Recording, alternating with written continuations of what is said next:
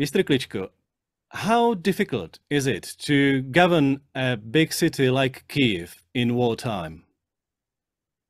Actually, ruling the city is not easy task because Kyiv is one of the largest cities in East Europe, almost 4 million population in our hometown. It's our hometown bigger than some countries in Europe, and we receive from Soviet Union in city in bad condition, and right now the expectation of people to bring the good services to good standards of life for everyone is very important task and very difficult task. And because people don't want to wait, they want to see the changes immediately. I don't want to talk about budget problem. I don't want to talk about some challenges what we have, but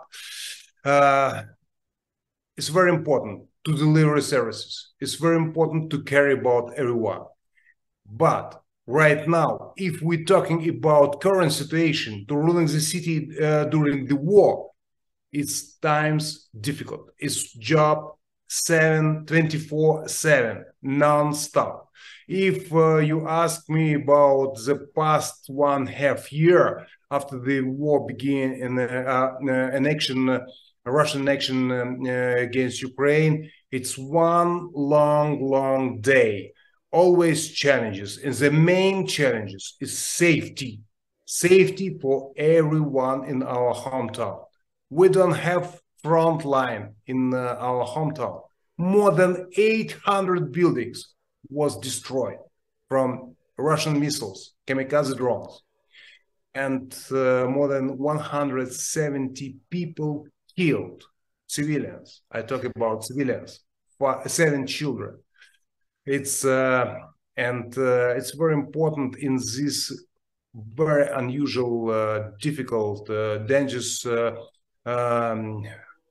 situation to care about everyone, and everything have to work, and the people expect the services, electricity, water, transportation. That's what I wanted to ask about from the practical point of view. What is actually the most challenging, the most difficult part when you talk about services like electricity or clean water or rubbish collection? What's the most difficult part? Most difficult part?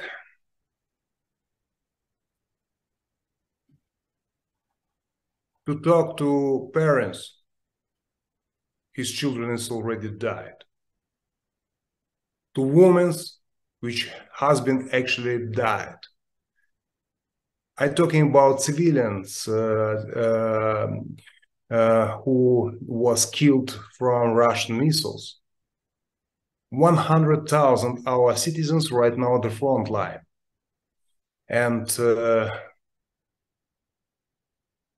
it's also we have a lot of bad cases when our warriors was killed.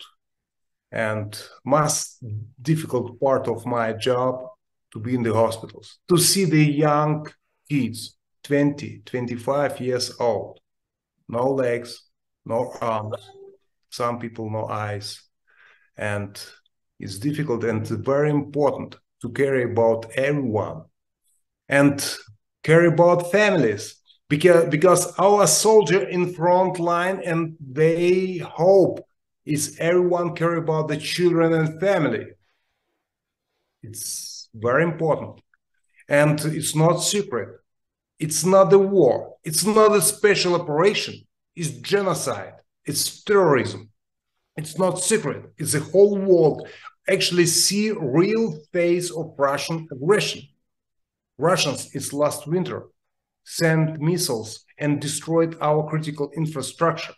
We actually live without electricity in last winter, without heating. It's very difficult, but our people unbroken. I listen 1,000 times from our citizens. Better we live without electricity and heating than with Russian soldier. Nobody wants to give up. We're fighting and defending our homes, our families, and our future. Do you feel that apart from those practical everyday things, you should and you have the responsibility to also act as a leader, as a moral authority, which has to support people, which has to support the citizens of Kyiv? Yes, of course, we take responsibility for whole city. Yes, of course, everything have to work.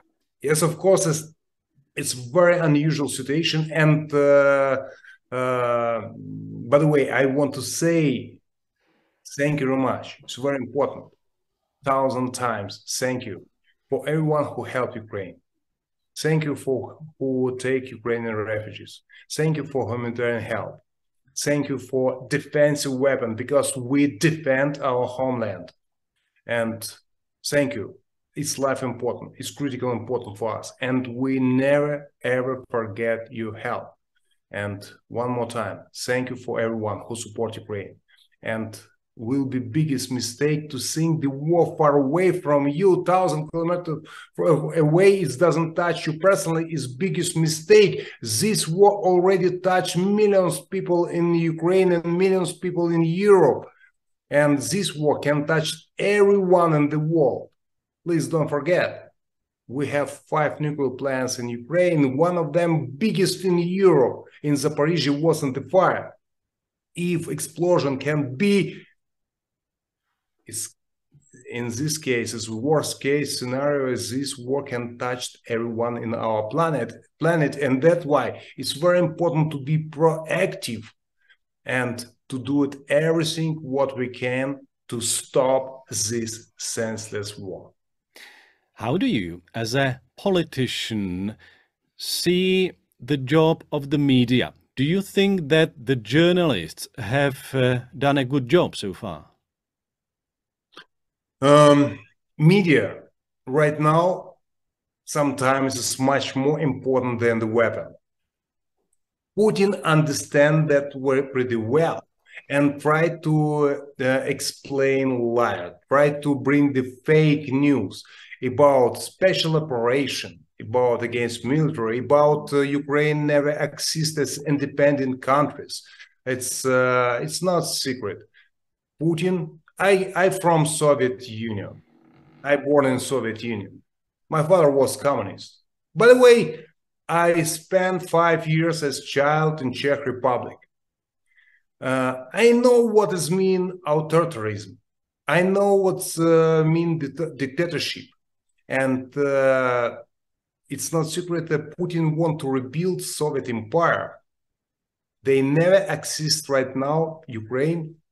They talking about Poland, Baltic countries, and they think if we will be not defend our homeland and will be not successful, the Putin go so far as far we are allowed to go.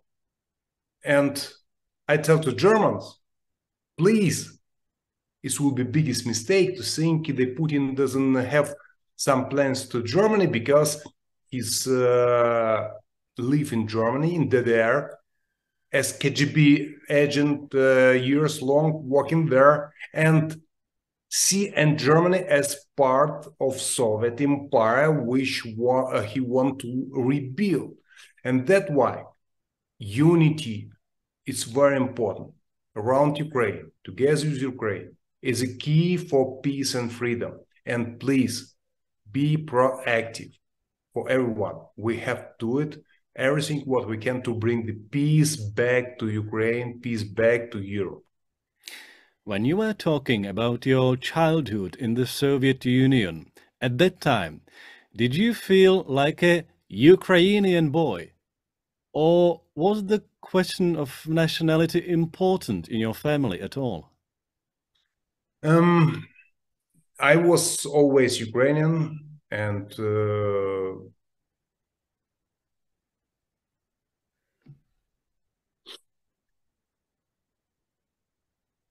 as child, and I not understand everything what explain me old people. My grandma tell me story about time in Ukraine where nobody have food to eat and so many people died, and explain me to as child some stories, the people eating people because they already died from, they have nothing, no food. I think, I'm sorry, it's lie. It's my grandma, already too old, explain me some stories. A little bit later, we received the information it was true in Soviet time. In Soviet time, the media works so well and deliver liar to some people, to explain not right information. And that's why it's very important. Objective, real, true information to the people. And it's very important. That's why it's Putin understand how it's important. Can you imagine? It's budget of Russia today's propaganda TV channel have budget more than the capital of Ukraine. They invest so much money to zone the people, to bring the liar, to bring the wrong information to the people. And that's why objective, true information is very important. That's why very important to talk to the people, to explain what people feel in Ukraine, what this means, this war for Ukrainians, because to be inside of the country is totally different to see from outside for current situation. If I may go back to the everyday life in Kiev, there have been many air, missile or drone attacks on your city. Is there enough shelters for everyone? Is there always a place for people to hide? It's not. It's not enough. We actually... we have bunkers from Soviet time in all parts of the city, and we never expect the war coming to our hometown. And we, to be honest, was not prepared for a new war, and the war coming to our hometown. We never expect that, and that's why our subway we use as bunkers. Also a lot of shelters, and we try to do it everything. Please don't forget, in our hometown live almost 4 million citizens, and we never expect the Russians used ballistic missiles, where actually we listen alarm, and few minutes later we listen explosion, missiles explosion in our hometown. And that's why I talk about the numbers of people who was killed in the home. And Russians send rockets almost during the night, people sleeping. And they many times was a reason to send the rockets, to send the kamikaze drone to our hometown, to bring depression to the people. People have to live under depression with bad mood. In best case for Putin, for Russians, we take our stuff and evacuate somewhere into Europe to make the country free for Russian soldier. Putin need property. Putin need Ukraine without us, without Ukrainians.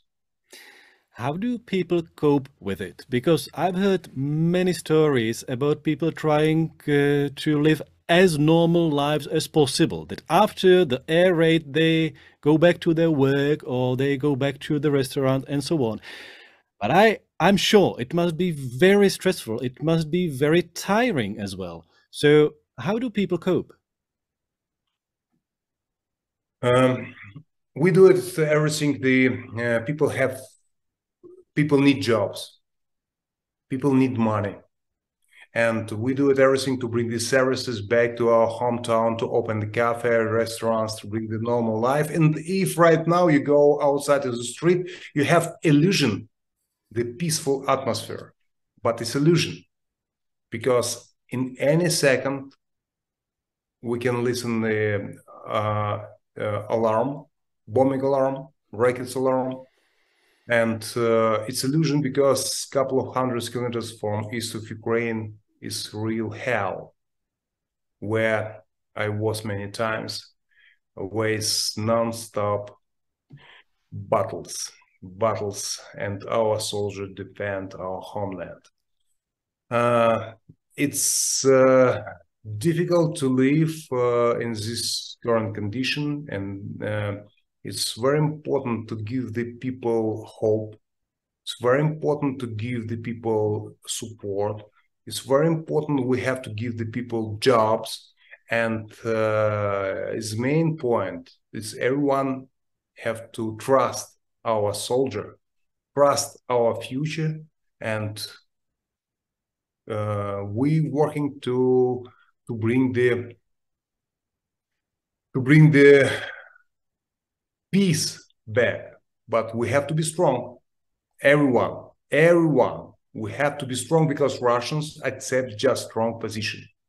Strong politically, physically, mentally, strong in the battlefield, and we have to be strong. And without our friends, we can't be. And that's why, one more time, thank you for everything what Czech people do it for Ukraine.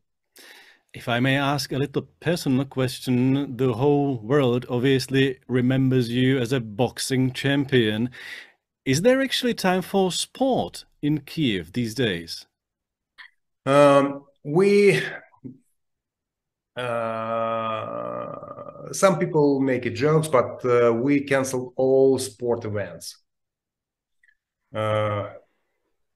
Yes, of course, everyone wants to see soccer. Everyone wants to see another game, but right now it's too dangerous, and that's why it's no sport events in our hometown. But by the way, for personal exercises, we do it a lot of sport places in our hometown, because you can't stop life of the people, and that's why the services, in one of the services, it's sport exercises. And that's why, as me as a sport mayor, I care about the sport. It's very important, and people have to be healthy physically and mentally. And sport is great medication for that. Mr. Kličko, has the war changed your opinion on Russia and its citizens? Its citizens.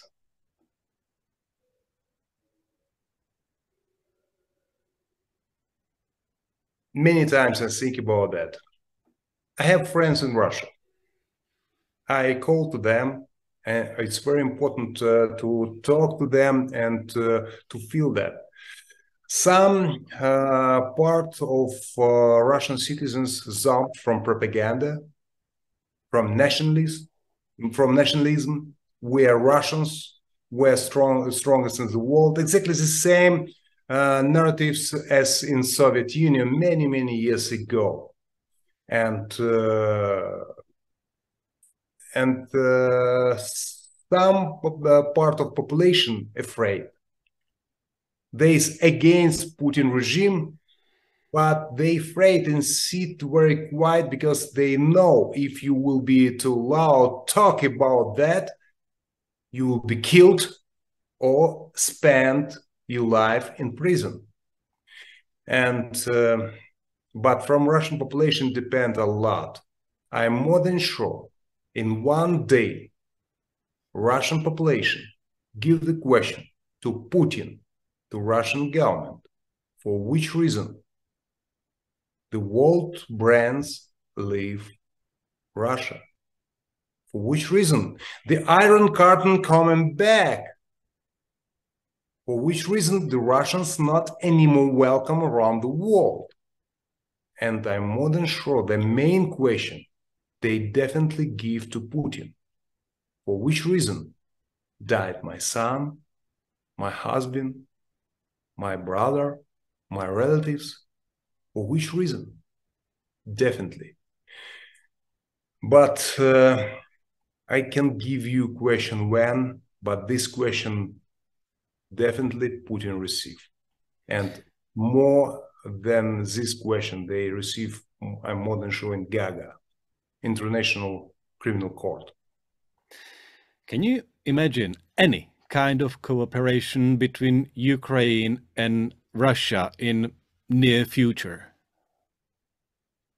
I don't think about that. Which cooperation? They killed Ukrainian. They don't accept Ukraine as independent country.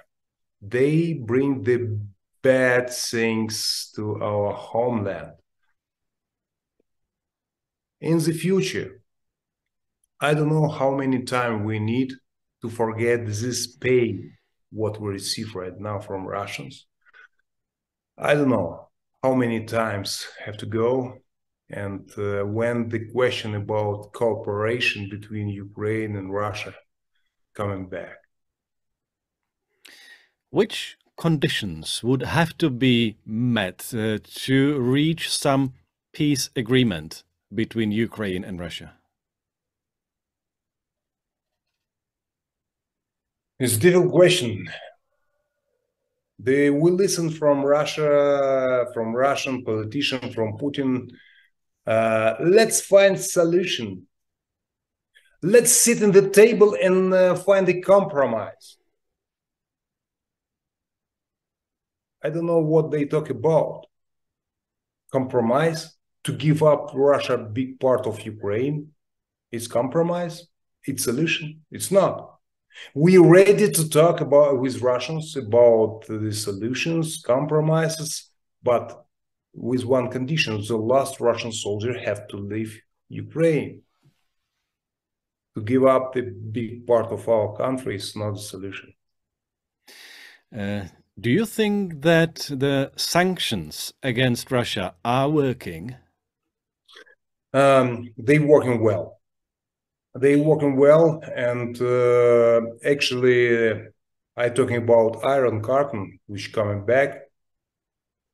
It's world brands, companies left Russia, and Russians to try to find. Right now, the world much smaller. Right now, the communication between the countries, industry is much shorter, but in this way to make a sanction is have huge economical impact in Russian economy and in Russian people. They have to think about that, but it's very important to following these rules. At the same time, there are some companies which did not leave Russia.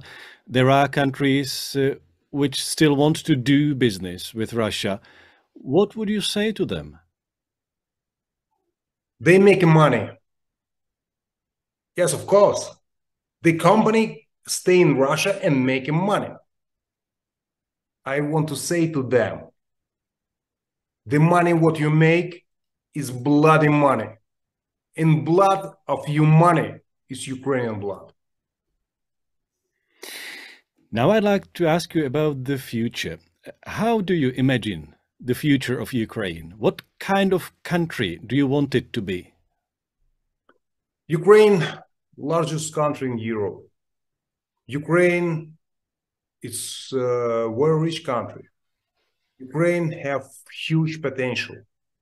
And Ukraine is multinational countries. More than 70 nations live in Ukraine. And we live always peaceful.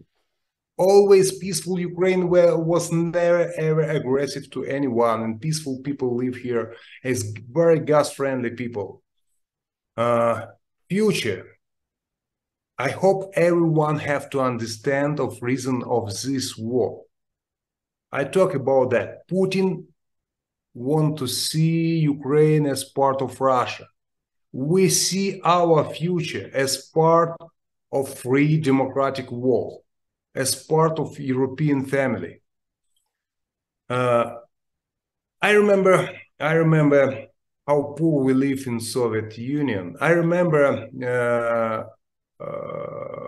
Czech Republic. I visiting Czech Republic in '90, and I see the tremendous progress in last years. And the country's changed. The quality of life is better, and the main values, democratic values, already in East European country. I mean, Czech Republic, Poland, Slovakia, and we see our future. Also, we have to go the same way as you go. Your success is a great example for us, for Ukrainians. And that's why we want to be successful in economy and politically. We have to be strong to give the services to people, life quality to everyone. And actually, the Czech Republic is a good example for Ukraine. Also in the terms that you want Ukraine to become a member state of the European Union and of NATO? Yes, of course. It's we see it was long discussion. We have to be the part of NATO or not, and we see the neutral status for Ukraine was biggest mistake. If we was the part of NATO, the Russians never ever attack Ukraine. And that's why our goal, it's defense of our homeland as member of NATO. It's our future. And also is our future is a part of European family. I talk about that. I understand the process can be too long, but everything depends from us. The quality of lives have to be the European level, and we will be automatically the part of European family.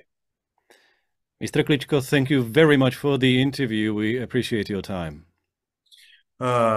Big regards to Czech Republic. I love, before the war, I using, as former boxer, I like bicycle, and I know how many roads in bicycle in Bohemia. I spent a lot of time, and Czech Republic is a part of my homeland because as child I discovered the world also in Czech Republic. I have a lot of friends, and that was good memory. And always, if I think about Prague, if I think about small cities, about the Czech Republic, I have great mood, smile on my face. Thank you one more time for everything what Czech people do it for Ukraine. Stay together. It's very important for Ukraine, very important for Czech Republic, it's very important for Europe. Thank you very much for everything what I'm doing for our homeland. Thanks again. Goodbye.